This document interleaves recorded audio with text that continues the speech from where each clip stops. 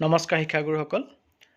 আমাৰ বিদ্যালয়সমূহত নিশ্চয় ভেণ্ডৰসকলে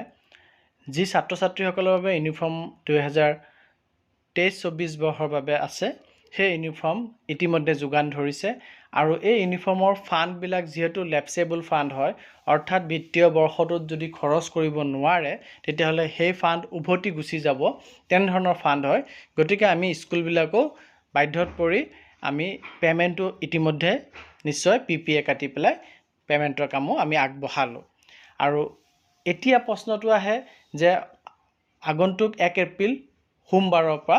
নতুন শিক্ষাবৰ্ষ আৰম্ভ হ'ব আৰু এই নতুন শিক্ষাবৰ্ষত ছাত্ৰ ছাত্ৰীসকলক এই ইউনিফৰ্ম আমি বিতৰণ কৰি দিব পাৰোঁ নেকি এই ক্ষেত্ৰত নিৰ্দেশনা ভিডিঅ' কনফাৰেন্সিঙৰ জৰিয়তে আহিছিলে আৰু এই ক্ষেত্ৰত DMC ফালৰ পৰাও নিৰ্দেশনা প্ৰকাশ পাইছে আমি সেই নিৰ্দেশনাটো চাও আহক কি আছে তাতে এই নিৰ্দেশনাটো নগাঁও জিলা DMC ফালৰ পৰা প্ৰকাশ পাইছে আৰু যিমান দূৰ মই জানো ভিডিঅ' কনফাৰেন্সিঙত MD ছাৰৰ ফালৰ পৰা এই কথাখিনি জনোৱা হৈছিলে গতিকে সেইখিনি আপোনালোকে নিশ্চয় আপোনালোকৰ DMC ফালৰ পৰা নিৰ্দেশনা পাব বা হোৱাটছআপৰ জৰিয়তে হলো মেছেজ পাব যদি আপোনালোকে পোৱা নাই আপোনালোকে কনচাৰ্ন CRCC লগত যোগাযোগ কৰিব এই ক্ষেত্ৰত বা ব্লক একাউণ্টৰ লগত যোগাযোগ কৰিব এই ক্ষেত্ৰত নিশ্চয় নিৰ্দেশনা আহিছে বা আপোনালোকে পাইছে এই নিৰ্দেশনাত উল্লেখ কৰা মূল কথাখিনি হ'ল যে আমি ছাত্ৰ ছাত্ৰীসকলৰ মাজত ইউনিফৰ্ম বিতৰণ কৰাৰ আগতে 100% লেব টেষ্ট সেই ইউনিফৰ্মৰ চেম্পলৰ হ'ব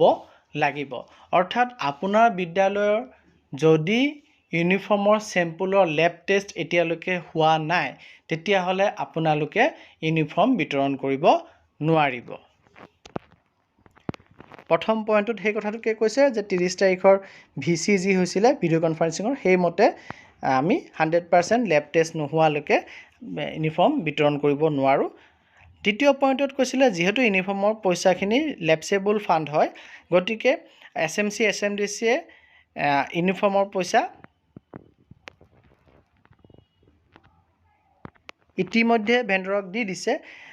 কিন্তু যদিহে কিবা কাৰণে লেব টেষ্টত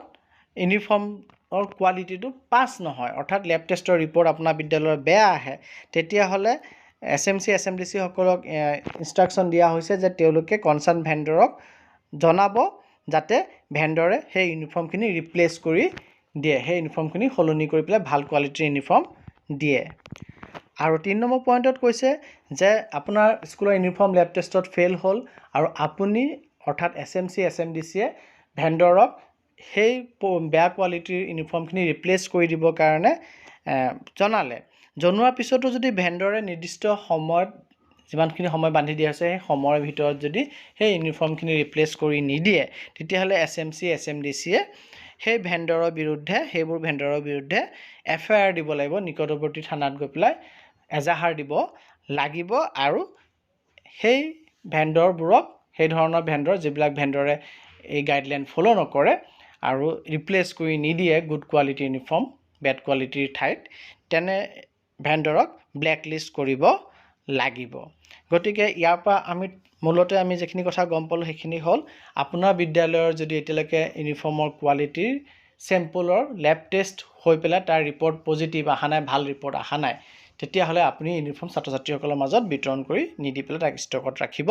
আৰু লেব টেষ্টৰ ৰিপৰ্ট যদি আপোনালোকৰ বেয়া আহিছে তেতিয়াহ'লে আপোনালোকৰ SMC SMDC ফালৰ পৰা আপোনালোক যোনজন ভেণ্ডৰে ইউনিফৰ্ম ছাপ্লাই কৰিছিলে তেখেতলৈ আপোনালোকে ইনফৰ্ম কৰিব লাগিব যাতে তেখেতে গুড কোৱালিটি ইউনিফৰ্ম দি পেলাই এই বেড কোৱালিটি ইউনিফৰ্মখিনি ৰিপ্লেচ কৰি দিয়ে আৰু যদিহে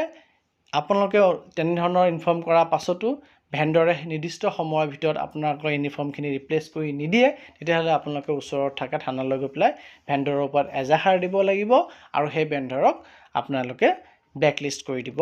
লাগিব গতিকে এইখিনি খুবেই ইম্পৰ্টেণ্ট খবৰ হয়